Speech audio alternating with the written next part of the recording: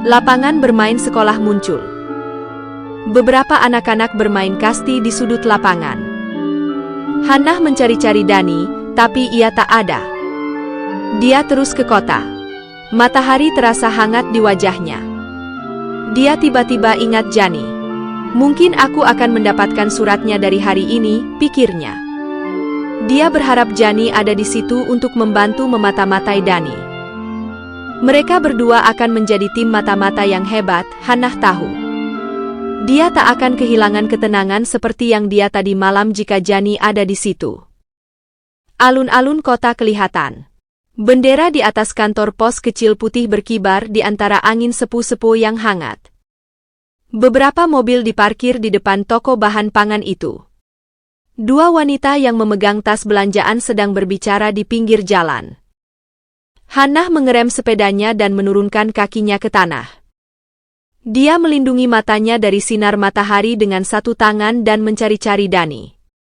"Dani, di mana kau?" pikirnya. "Apa kau dengan teman-temanmu? Kemana kau pergi?" Dia mengayuh melintasi alun-alun kecil yang penuh rumput itu menuju kantor pos.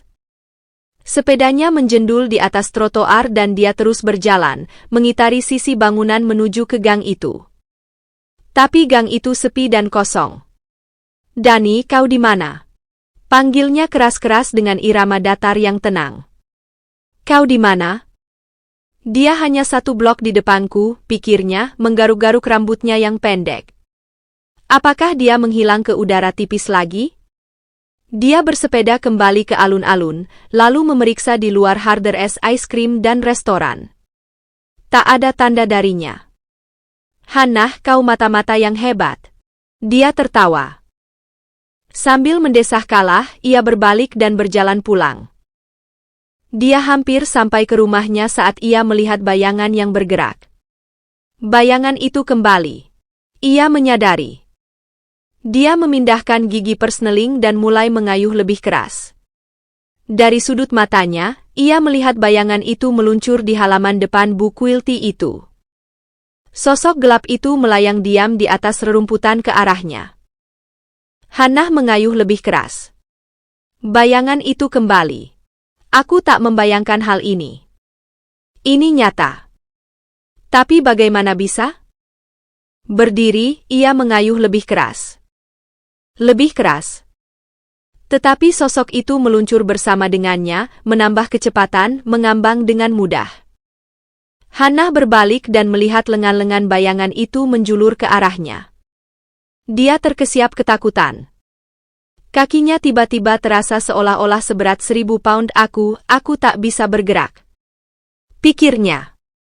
Bayangan itu melandanya. Dia bisa merasakan dingin yang tiba-tiba. Lengan-lengan hitam seperti tongkat terulur padanya dari bayangan berbentuk manusia itu. Wajahnya, mengapa aku tak bisa melihat wajahnya?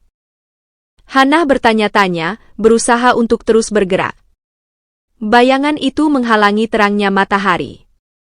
Seluruh dunia menghitam di bawahnya. "Aku harus terus bergerak.